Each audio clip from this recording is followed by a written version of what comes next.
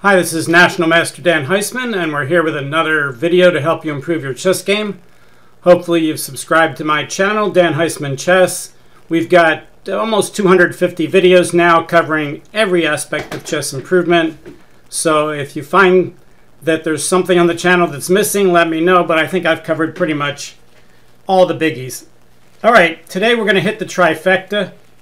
The last two videos were amateur games where they made very common, typical mistakes that everybody should learn from. These two videos have gotten excellent feedback, really a lot of high percentage of likes and good feedback to me. So I had a third student game that kind of fell in the same category, and all three games are completely different in the kind of mistakes people made, but this is another one that kind of hits the jackpot, and I think a lot of people will feel it hits home with sometimes what they do too. This time we're going to talk about a little bit more of the psychology of what you need to do when you're playing. And let's get to today's game. Today's game was a slow game. What happened was I started a lesson, and I started the same way I always did. I said to my student, do you have any questions or anything special that you'd like to do today? Because if they have things that they want to do, like learn the Caro-Can or go over a certain game, I'm glad to do it. If they say no, we do puzzles, we do exercises, we do lots of stuff. So he said, what I'd like to do today is play a game for you out loud, Dan. I'd like to play against an engine in a slow game, and I'd like to listen to you think and give me feedback when I'm done. So I said, okay, that's an excellent suggestion. So he went on one of the big servers, and he challenged an engine that was somewhat better than him, but we're not talking about playing Stockfish 14 or anything like that. We're talking an engine that's designed to play against class players, but still higher than him. And he challenged the engine to a game, and my student was black, so let me flip the board. Game flip. Okay, and so he played the following slow game out loud for me. The engine played d4, and I said, okay, well, just play your book moves quickly and, you know, retain your rest of your time on your clock for when you're out of your book. So he said, well, I like to play d5 against d4.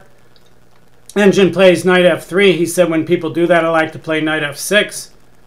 And now the engine plays c4, queen's gambit. So black has several possibilities with this move order. In this move order, black can play g6, which is the main line, not the main line of the Grunfeld, because the main line of the Grunfeld is with the knight on c3. But he can play g6 like a Grunfeld. He can play e6, which is the main line, and the queen's gambit declined. He could play c6, which is the main line of the Slav. Or he could play d takes c4, which is the queen's gambit accepted. And notice all these correct moves here are all pawn moves. So one of the things you want to remember in this kind of position is pawn move. Now this is a lot different than if white plays d4, d5, c4. Now knight f6 is just a big mistake. Black can take, and if white takes, black takes back, knight takes d5. White should play knight f3 here. That's the engine's best move. That was the move that I was taught. And now white's threatening e4 with an AWL, attack with something worth less. If you haven't seen my AWL video, I highly recommend it. And here, the white side is almost, I think, the evaluation. You'd be surprised how high the evaluation is here. I think it's over 1 already. Yep. Here we go. Here's the evaluation by Stockfish 14.1. It's hanging in there around 1.1. So pretty much white's winning already when black does that. But if black plays Grunfeld, d4, knight f6, c4, g6, knight c3, now d4 is not a blunder at all. Even though it looks very similar, we've thrown in the moves knight c3 and g6. Now on pawn takes, knight takes e4, knight takes, pawn takes, bishop here, and black breaks against the center with c5 and has reasonable play. It makes all the difference in the world. This is a normal grandmaster opening where black is only down by, you know, a couple tenths of a pawn, while if you play it the other way, it's not. But in my students' game, they transpose with knight f3, d5, c4, and now you simply don't want him to take. Let's say you blunder and play knight c6, then white can take. If black takes with the queen, you AWL him with the knight. If he takes with a knight, you AWL him with the pawn. And either way, white's got a monster advantage. All right, so my student didn't fall for any of that. After d4, d5, knight f3, knight f6, c4, he played e6 pretty quickly, saying Queen's Gambit declined. White played knight c3. Now, if you watched my earlier video called Queen's Gambit versus Slav, this is a very flexible position where black can choose lots and lots of defenses. If he plays bishop e7, it's probably going to be something like a Queen's Gambit decline. If he plays knight bd2, we could end up, knight bd7, I mean, he could end up with a Cambridge Springs with c6, e3, queen a5. If he plays, after knight c3, if he plays c6, we're now in the main line of the semi-Slav, where white can either play Moran kind of variations with e3 or even invite a Botvinnik system with bishop g5. Black could also play c5, which is the Tarish defense, or he could play bishop to b4, which is the Rogozin defense. So black has a lot of ways he can go in this position. It's a very ubiquitous position. You have lots of defenses to choose from that are reasonable here. My student played bishop e7. That's usually a sign that he wants to play a Queen's Gambit declined. By the way, let's ask the engine. Mr. Stockfish 14.1, since you don't have a book in you, which one of all those defenses do you like the best? Let's just turn him on here. Let's show the top two moves. Mr. Stockfish, top two moves for black in this position. All right, right now at 20 ply, he's got my student's move bishop e7, and he's got the Rogozin at bishop to b4 as the top two. Now he's got the semi-Slav at 0.24. He's got the semi-Slav and the Queen's Gambit decline running neck and neck at about a quarter of a pawn. So he thinks either go into the Queen's Gambit decline with bishop e7 or the semi-Slav with c6, and you're down about a quarter of a pawn. Okay, just wanted to see what the engine would do there. He's jumping up and down, of course. Every ply he looks a little bit differently. All right, let's stop the engine. We'll go back to the game. Black plays bishop e7. I'll make the board bigger again. White plays bishop f4. All right, so the question is knight to b5 a really big threat that black has to stop and black needs to play a move like a6? And the answer is not at all. You can just castle here. It's not that you shouldn't look at this move. And if he plays bishop here, I mean, you could play bishop checks here, but all you have to do is really play knight to a6 to guard the c7 pawn. And then when he does something, you can play c6 and reinforce the center and drive the knight back. And, you know, you could say, oh, I don't like my knight on a6, knight on the rim, my future is dim, and all that stuff. But actually, white's wasting a lot of time here doing this. And the fact that black gets to AWL white's knight, attack it with something worth less, and drive the knight back is good. The knight obviously can't go into c7. Black's got it guarded too much. Ditto for d6. So he's got to go back, and black's doing well here. So knight to b5 is a move you have to watch out for, but it's not a threat in this position. In other words, if you let him do it, it's not necessarily good for white. So you don't need to play moves like a6 or c6 here. All right, so my student plays castles, which is perfectly reasonable. And I told him after he castled, I said, I'll bet you anything that the engine doesn't play knight b5 here. And my student had said, if he plays knight b5, I'm going to play knight a6. Notice, by seeing that threat before he castled and figuring out what he wants to do against it, that's avoiding hope chess. He's not waiting for an opponent to make a threat and then go, uh-oh, what do I do now? You want to, before you castle, say, if he makes this threat, do I have a defense? And he did that. And he did have a defense, knight a6, so he did the right thing. And as predicted, the engine playing white did not play knight b5. He just played e3, developing his pieces. Now my student played b6. That's not the number one move here. There is something called the Tartakower variation when the bishop's on g5, where you do play b6. In fact, in the very famous game, Fischer-Spassky Game 6 of the 1972 World Championship, Spassky played the Tartakower variation, b6.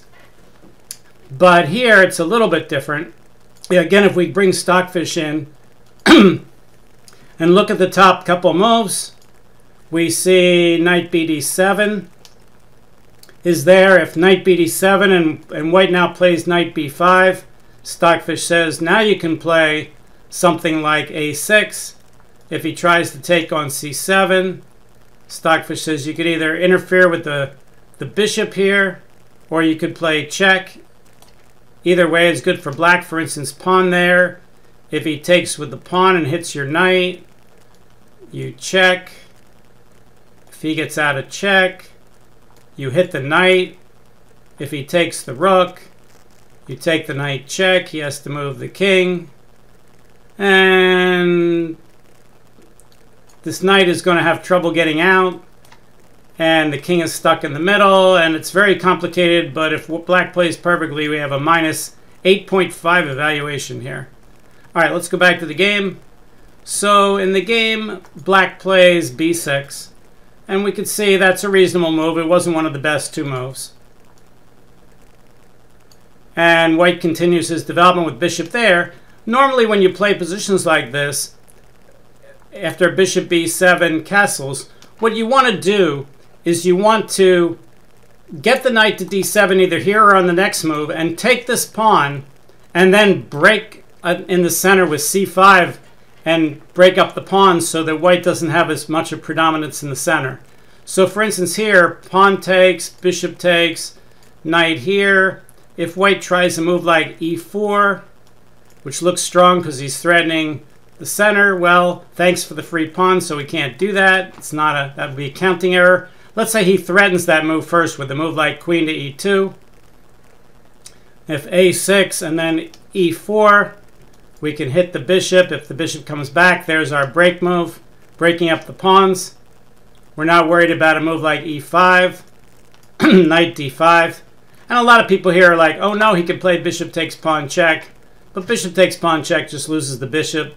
Bishop takes, pawn takes. If he plays knight checks, you say thanks for all your pieces. If he plays queen checks, you put the bishop in the way. And now black's just up 2 pieces for nothing, basically. So white could resign. He's at -9 here. You know, why do we play these things out? Because if you're not a very good player and you're worried about these things, you should look at them and you should play them out and try to figure out when is this dangerous and when is it not. If you don't do that and you just think it's always dangerous, I'll always avoid it, then you're going to be playing some bad chess because you're going to avoid a lot of good situations that could be potentially dangerous, but they're not in certain situations. And you have to know when they are and when they're not. Okay, so back to the game. So that would be the kind of way that we want black to play it. We want him to take on c4 and then break with c5. That's the typical way of doing it. Okay, so black plays knight bd7 first. And now if white does nothing, pawn takes, bishop takes, c5, and things are, you know, still normal, small white advantage in that kind of position. It's always good to know what the main ideas are in openings. And this is a main idea for black in playing this kind of position. All right, so white plays knight e5. So my student wasn't very happy about that. He's like, oh, when people play knight e5, I never know what to do. Well, let's have the engine give you some ideas here. Let's look at the top 3 moves for black. First thing I like to look at when I look at the top 3 moves is what's the difference in the evaluation. If it's close, then they're all reasonable. If there's a big gap, let's say between first and second, then that's really the right thing to do. Well, here there was a gap of about 0.4 between number 1 and number 2, but now that gap has closed all the way down to about 0.15. So the gap's not so big, but we can see the main idea is exactly the same as before. Take this pawn, and no matter how he takes back, a lot of people will take with the bishop because they want to keep their knight here. You break up the pawns in the middle with c5, and you could see white has a normal advantage here if he plays perfectly of only 0.2, and you're doing fine. Okay, let's go back to the game again. So in the game, black played rook e8, and he said he did that because he wants to put the knight on f8 and bring it over to the king side, maybe even play knight g6. That's actually not a great idea here. It's not a terrible idea, but the rook right now is guarding this pawn, which the knight is attacking, and sure, the king's guarding it too, But putting the rook on e8 is usually only good if you're going to break with e5 and open the center, or he's going to take you and semi-open the file. Right now, that e file is completely closed, and the knight on f8 is really not the best square for the knight. In fact, guarding this break move with c5 is better. So playing the rook to e8 is not a very good developing move, even though the principle that it's so important in the opening is move every piece once before you move any piece twice unless there's a tactic. You don't want to move a piece just to move a piece. What you're really doing is trying to activate your pieces. You're putting your rooks on open files or semi-open files or behind break moves. This is none of that. This is just moving a piece to move a piece. So moving the rook doesn't help you, and vacating that square for the knight really doesn't help you that much either. So rook e8 is not a great move. Now, whenever my student does something like that, a lot of times I'll say, let's show the top 10 moves for the engine and see where your move comes in. All right, so let's do that. We'll turn on the engine. We'll show the top 10 moves. Got to make the board a little smaller to do that. Okay, so we're looking for rook e8. All right, right now number 1 is d takes c4. Number 2 is rook c8, putting the rook behind the break move. 3, we have c5, we have knight e4, we have h6, we have c6, we have bishop b4, we have g6, we have bishop d6. So none of the top 10 are rook e8, which means it's not like losing the game if we play it. It's not like he's going to win a piece. But look at the evaluation difference between number 1 and number 10. Number 1 is 0.36, and number 10 is 1.07. Well, that's a pretty big difference, 0.7. It doesn't mean it's super critical. If the difference between number 1 and number 2 was 0.7, then it would be pretty critical you find number 1. Here, it's not so critical that you're between number 1 or 2 or 3, but by the time you get between number 1 and number 10, it starts to make a pretty big difference. And rook e8 doesn't even make the top 10. So, you know, you want to make sure when you're going over your games to learn something, and this is the way you can learn things. You know, rather than just looking at the, let's say, chess.com engine analysis, where it says rook e8, and he puts a question mark, and he says, you know, better is d takes c4, that's not telling you very much. Here, to tell you it's not in the top 10 and the evaluation is going to drop by more than 0.7, we're getting a lot more information now about exactly how good is this move. Okay, let's go back, put the board at regular size for the moment. So black plays rook e8, and white plays f3. Well, the idea of f3 is clear. It's to try to get the e-pawn up to e4. The advantage of doing that is a little bit offset by the fact that that pawn is blocking the queen and it's blocking the rook. So now my student got this idea that he would play knight to h5, moving a piece twice, but the idea is he's going to win the bishop pair. Is it worth moving a piece twice to win the bishop pair? Well, very often it is. So he says, I can play knight h5. If he plays bishop g5, I can just take it. If he plays bishop g3, I can take it. If he leaves it there, I can take it. So pretty much white's winning the bishop pair on knight h5. So is knight h5 a reasonable move? Is it a safe move? Well, on the surface it looks like it is. So he plays knight h5. Up to now, my student's been playing pretty reasonably. And this move, well, we'll see how reasonable it is. But what do you think the engine played here? What do you think white played? You can always pause the video and figure it out. The engine plays bishop takes h7 check. All right, so this is where we get the real big learning part of the video. If I saw a move like that, I would say to myself, gee, did I not analyze that enough to figure out whether it was safe or not?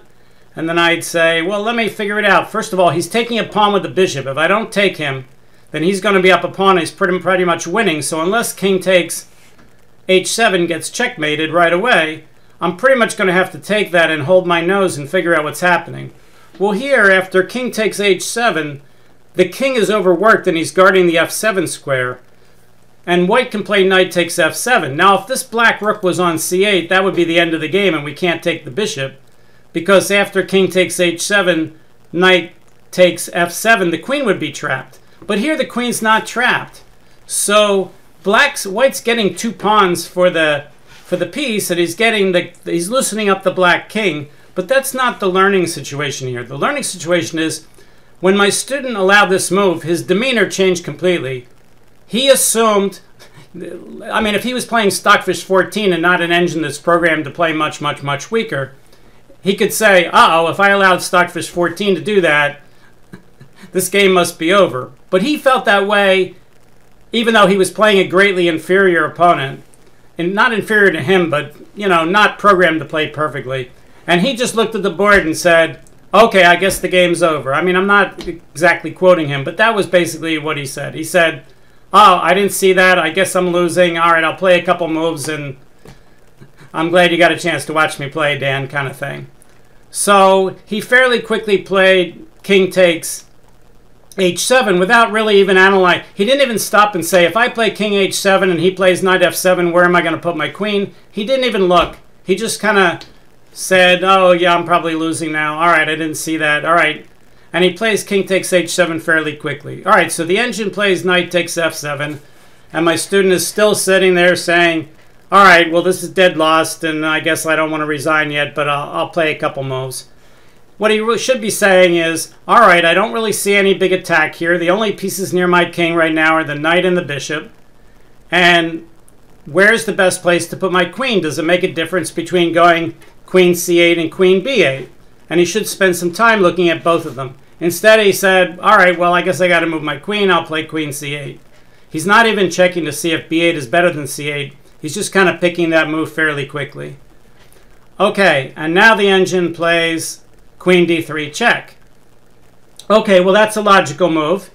And the queen is now in the area. And my student, again, is assuming that this game is over, that it doesn't matter what he does. But actually, here, he's got two legal moves, g6 and king g8. And if you look at those two moves, you really want to figure out which one is better. And you need to analyze them carefully. If I ask the average player, the average tournament player, do you think it makes a difference whether you play g6 or king g8 here? Before you analyze, would you guess that there's a difference, or does it make no difference at all? I think almost everybody's going to say it probably makes a difference. I don't know whether it makes a big difference or a little difference, but it probably makes a difference. Well, if it makes a difference, you have to analyze the position. You have to say, I have king g8, I have g6. What is he going to do on king g8? Is he going to play queen to g6? If I play g6, that weakens the dark squares around my king. He's got a dark squared bishop. What move would he play on g6? You know, you have to figure these things out. Well, he made no attempt to do that. If I told you how much time he took on this move, it was probably on the order of maybe less than 5 seconds. So he said something like, well, I guess I'll play g6, or I have to play g6. Well, that's not true. You got to look at g8. So he's just completely giving up here, even though there's no reason to believe that white's completely winning. He's got 2 pawns for his piece, but there's no big mating attack pattern here. There's just a dangerous attack. Well, that's a whole different story. So my student quickly plays g6. Now, it turns out that that happens to be the best move, but he was just lucky that that was the best move. He didn't even mention that he could play king to g8. So the fact that g6 was the best move and he didn't play king g8, as far as I'm concerned, is completely luck. And you don't want to be a good player, you don't want luck. You want to analyze. Okay, so now white plays knight to g5 check. All right, well, when you're in check, the first thing you should ask yourself is, what are all the legal moves to get out of check? Here, it's pretty clear. It's king h6, king g7, king g8, king h8, and bishop takes h5. But you also want to ask, what's white threatening besides my king? Well, he's threatening to take off the king, which is in a sense not a threat, because you can never carry out that threat because of the rules of chess. But he's also threatening to play knight takes e6. Well, every king move is going to allow knight takes e6, which, you know, maybe in some cases you have to allow him to do it, but you really want to analyze it. For instance, if you play king h6, when he plays knight h6, it's a discovery, but you could play pawn here, but it's complicated. That you really don't want to go into discovered checks. If you play king g8, it looks pretty terrible to allow queen checks, hitting the knight and the king, and then king g8 and check, and here, and this looks like checkmate over here. So you know, king g8 is pretty much out of the question. King h8 is probably not much better because although queen takes g6 is not check, it threatens the knight and it threatens the mate. And so it really comes down to king g7 or bishop takes g5. But king g7 allows knight takes e6 with check, which means white gets a really crucial extra tempo here. Now, my student was just sitting there basically saying, all right, well, it probably... And at this point, we even stopped the game for a little bit, and we discussed the fact that, you know, he's really just sitting here not really analyzing anymore. He's just kind of getting ready to resign. And I told him, you know, you really want to try your best on every move. And yes, if you're hopeless, you could resign. But, you know, he's kind of just playing out the string here as if that's what he should be doing. So it turned out in the entire time that he took to make this move, he never once even mentioned that bishop takes g5 was a legal move. And in fact, after bishop takes g5, eliminating the attacking piece, bishop takes g5, white has no threats at all. White is just down two pawns for a piece. If we ask Stockfish to evaluate this position, there it is. That's about -1. My student's completely winning this position. All he has to do is take off that knight. But that's clearly the best move. There is no other move that's even close. Instead, he plays king to g7, and white plays knight takes e6 check. Well, that's the third pawn he has for it, and it's another tempo. And now black is in big, big trouble because that also removes the guard on the d5 pawn. So white's going to get a fourth pawn, and the white pieces are going to come, you know, scrambling into the board via the center. And now probably black is getting close to lost.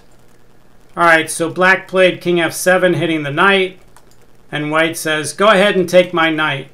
King takes e6. Well, my student analyzed king e6, and he thought white was going to get a monster attack. What he didn't analyze was the fact that white's attacking the c7 pawn 3 times, and he can get a fifth pawn for the piece and fork the rooks.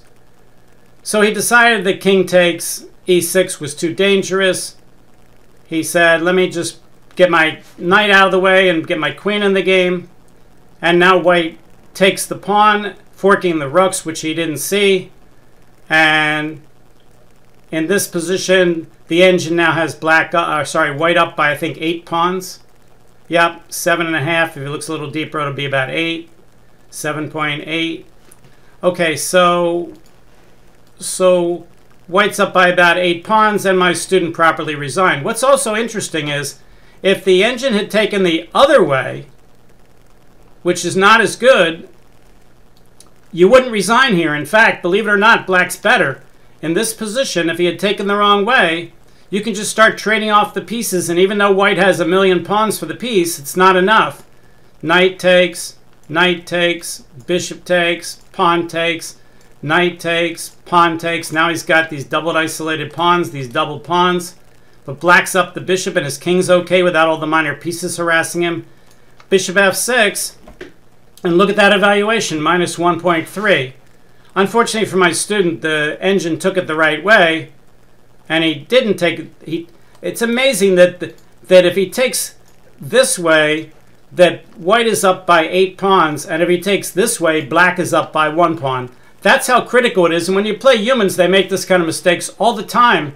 And you can't just resign and say he's forking my rooks, because it turns out if you start taking his pieces here, that black's actually better. For instance, if you take the knight and he takes a rook, let's say he takes this over here, you can keep taking his pieces.